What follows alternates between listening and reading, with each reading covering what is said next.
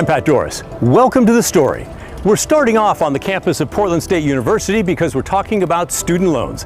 We've been doing a lot of research and uncovered a lot of interesting information. We've also been talking to people who have student loans, and we've been listening to you and reading your comments. There's certainly a wide diversity of opinion on this one. Ready? Let's dive in. Before we go too far, let's set the scene in Oregon. The group Student Borrower Protection Center crunched numbers from the Federal Reserve and the census for every state. They report in Oregon there are 552,100 people with student loans. The average balance is $37,900. The total debt owed by everyone in Oregon is nearly $21 billion. Also, not everyone's keeping up. The group reports 8% of borrowers are in default. That pencils out to 44,168 people. Debbie, she asked that we not use her last name, is keeping up. But she's still struggling to pay off her loan from the early 2000s. I was looking to get back into the workforce after raising my kids. And so I went to college, or did 4 years, and in 4 years, I took out $26,000 worth of loans. Okay, I set up those loans on an automatic repayment plan. So they automatically come out of my bank account every month, so I don't have to think about sending a check. So my payments have been $200 a month, and I've been paying on that loan for 16 years, and now my balance is still $23,000.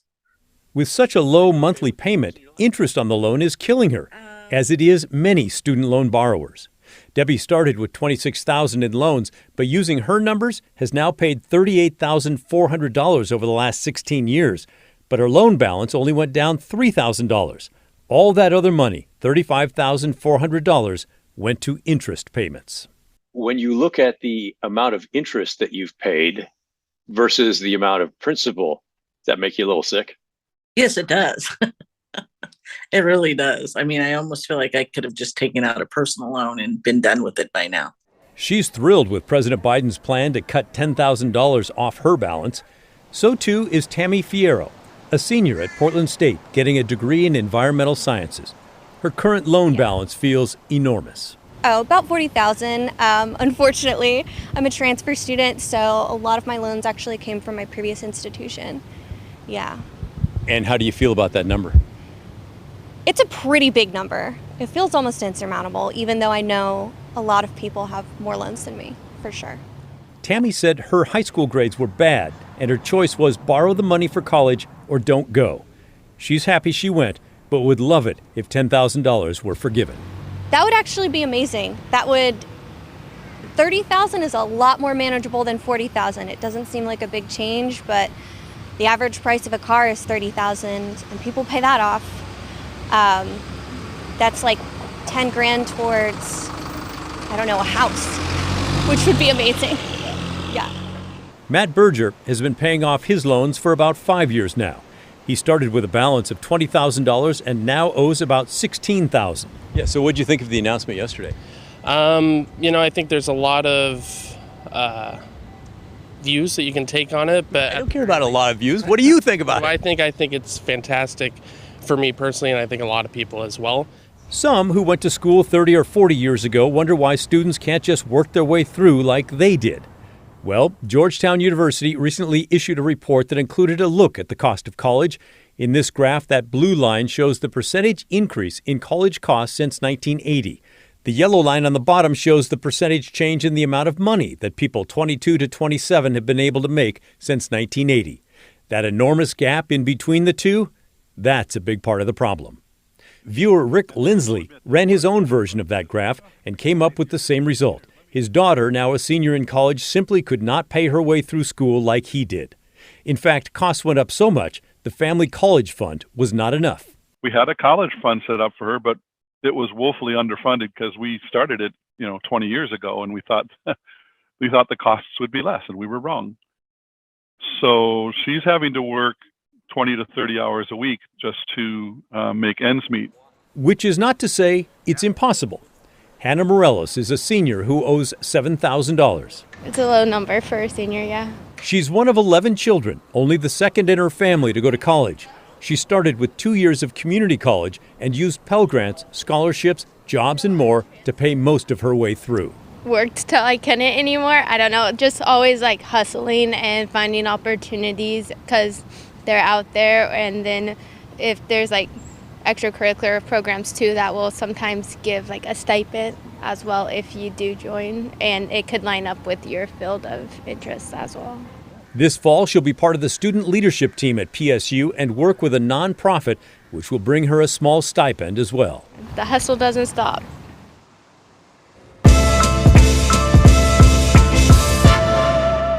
That Hannah is an impressive go-getter, very impressive. I told you the average loan balance in Oregon is $37,900 for student loans. Well, we took a look across the country, and that average is the highest of any in the western states, and it's 9th highest in the U.S. By the way, we're not trying to pick on Portland State. They just happen to be the closest university to us from right here, and they're also one of the biggest in the state.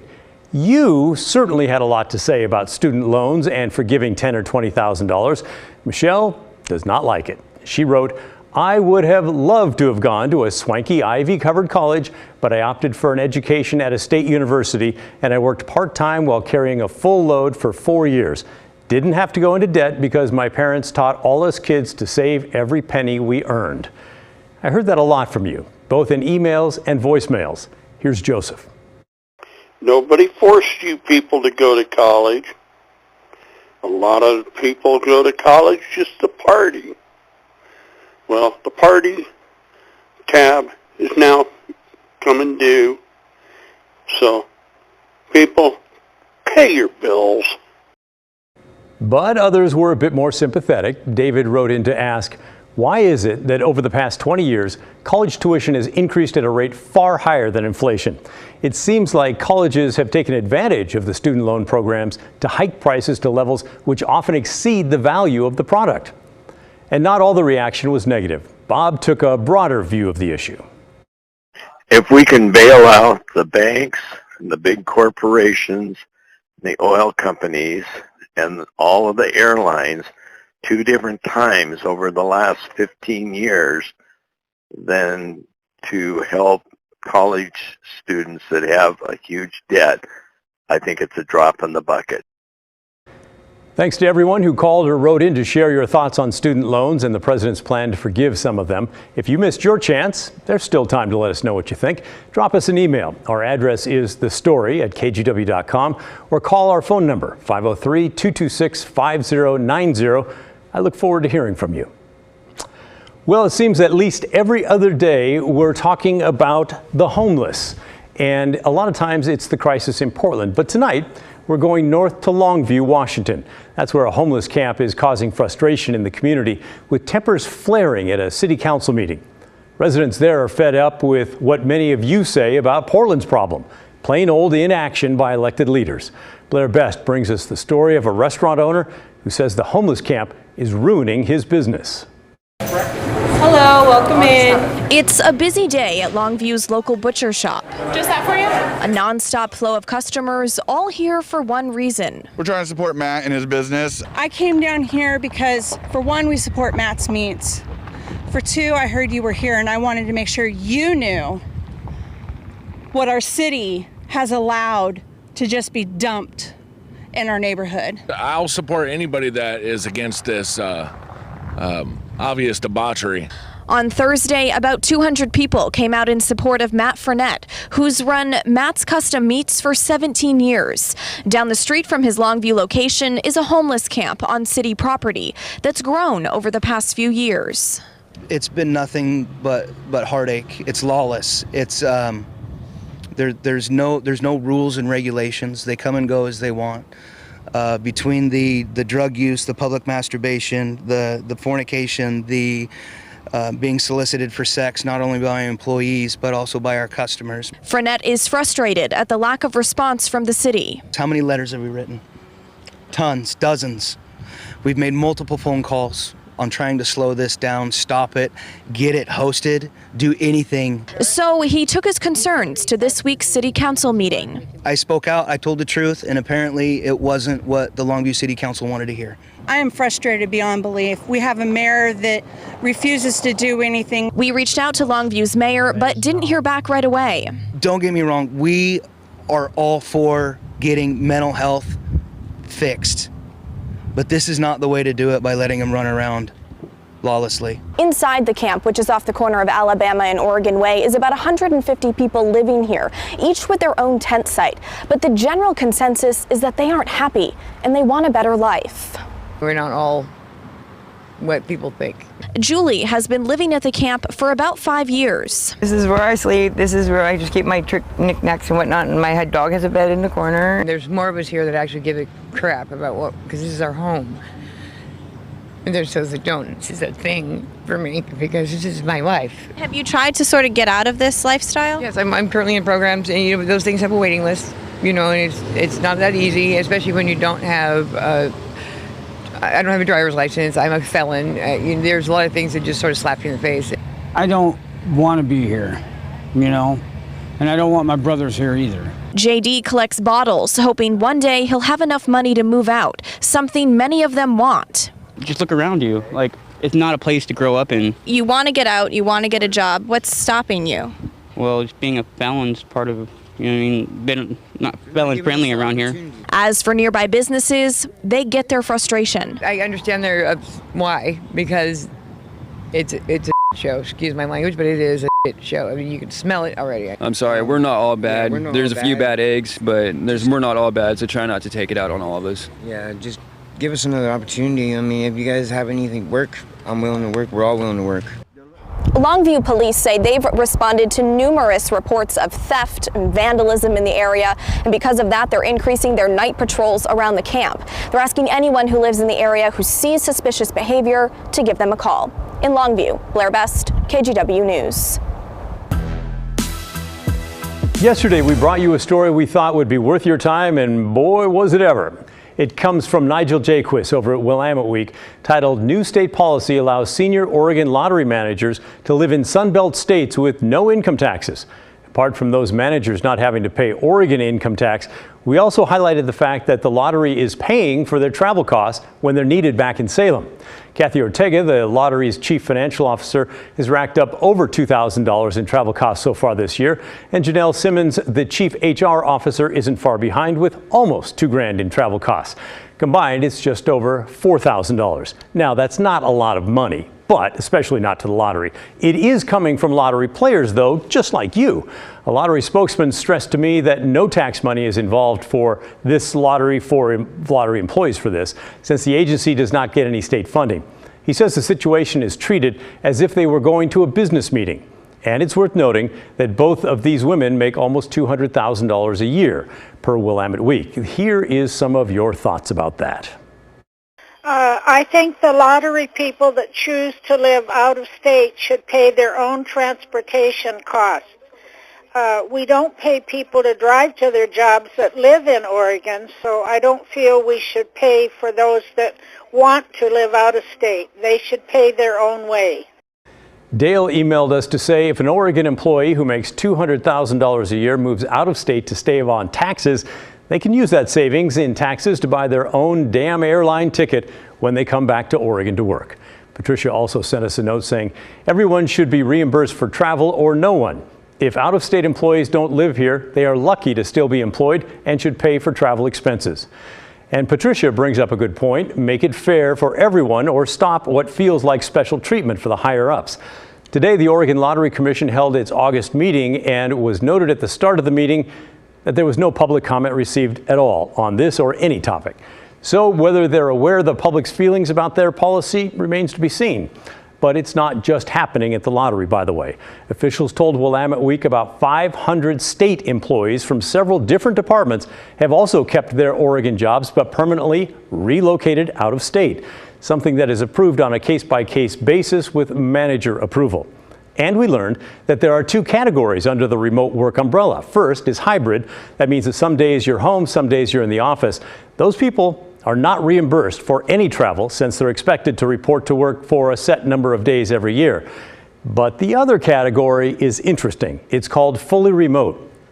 And if those people are requested back at the office for a meeting or other work-related issue, guess what? The state policy says they have to be reimbursed for travel, meaning there are tax dollars being used for their travel back to Oregon because those other departmts do receive state funding.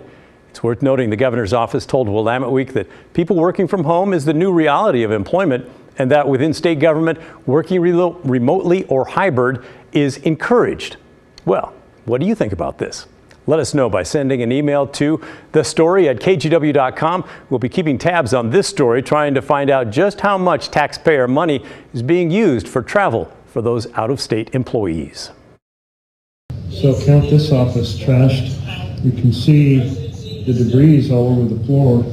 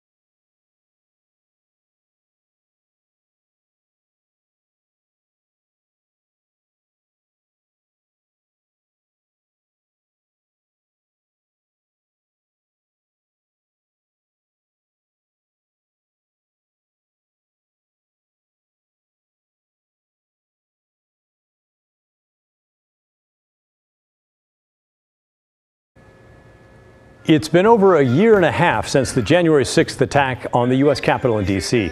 But even now, we're just getting our hands on new video from the Department of Justice showing what was going on inside Oregon Senator Jeff Merkley's office that afternoon. The videos were the government exhibits used during a sentencing of a Florida man who pleaded guilty to disorderly and disruptive conduct in a restricted building. Investigative reporter Kyle Aboshi brings us the full story, including the sentence for the crime. Tore things off the wall. In the hours after the January 6th attack on the U.S. Capitol, Oregon Senator Jeff Merkley posted a video of himself returning to his office after being evacuated. So count this off as trashed. You can see the debris all over the floor. During the video, Merkley showed his ransacked office, including wall art that had been torn down, a Trump 2020 flag left behind, and a stamped-out cigarette butt. Enjoyed smoking something. Now, in newly released video, we're able to see the mayhem in Merkley's office unfold. KGW obtained videos from the U.S. Department of Justice, which show about 20 rioters inside Merkley's private hideaway office on January 6th. According to prosecutors, 25-year-old Felipe Marquez, the man on the left, shot the video on his cell phone. Marquez was the first from that group inside Merkley's office to be sentenced. The Florida man pleaded guilty to a single charge and received 18 months of probation, including 3 months of home detention. Investigators found He previously admitted his involvement in the attack in an interview with the CBS affiliate in Miami. This is like a Rosa Parks, like Martin Luther King moment for me. The government used the videos as court exhibits. Federal prosecutors say many of them had been posted on social media, including video of Marquez driving his Tesla from Florida to Washington, D.C. I brought the F money with me. I call my Tessie F money. According to the Department of Justice, Marquez stormed the Capitol. Once inside, he repeatedly asked Capitol police officers for selfies and fist bumps. Marquez spent about 10 minutes with other rioters inside Merkley's office, said prosecutors. He was arrested almost a week later after a tipster saw the videos on Snapchat and provided them to the FBI. Kyle joins us now. So how did you get these videos? Yeah, the videos were government court exhibits. Marquez was sentenced back in December, but we're just now getting the video because KGW and its parent company, Tegna, have been working with other media outlets to force the Department of Justice to release any videos used as exhibits in those January 6th cases. And then what happened to the other people who were in Merkley's office? It's a little tricky because the cases, they're not filed in a way that you can identify who was in the senator's office, but we do know of at least one other case. It involved a man from Pennsylvania. Initially, interestingly enough, he told the FBI he was in a gift shop at the Capitol, not Merkley's office. Well, photographs proved otherwise. That man, Brian Stentz, he was sentenced to 14 days in prison and 2 months of home detention. Those darn photographs. All right, thank you, Kyle. Appreciate it. Great stuff as always. Still ahead on the story, more than 70 years after the U.S. dropped an atomic bomb on Hiroshima, Japan, a sign of peace flourishing in the city of Vernonia, Oregon. We'll explain after the break.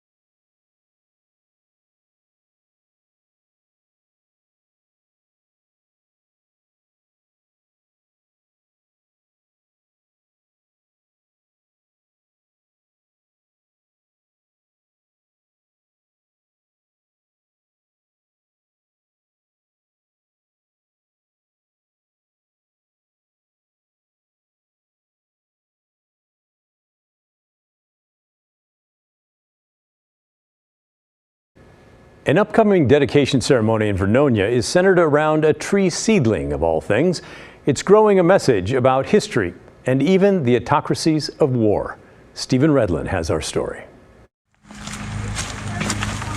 The main thing is getting it through that first summer with watering. It's looking good. It's green. That's the color we like to see for the tree. At Ora Bullmeyer Park in Vernonia, Oregon, there's a new green tree from a war-colored past. There we go. Everyone loses when it comes to nuclear arms. The tree is from Hiroshima, Japan.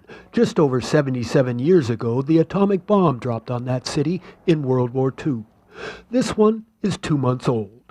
Seeds harvested from the 200-year-old surviving trees in Hiroshima were sent here. The Oregon Department of Forestry sprouted and grew the seedlings. The 30 chosen applicants in Oregon are growing them now.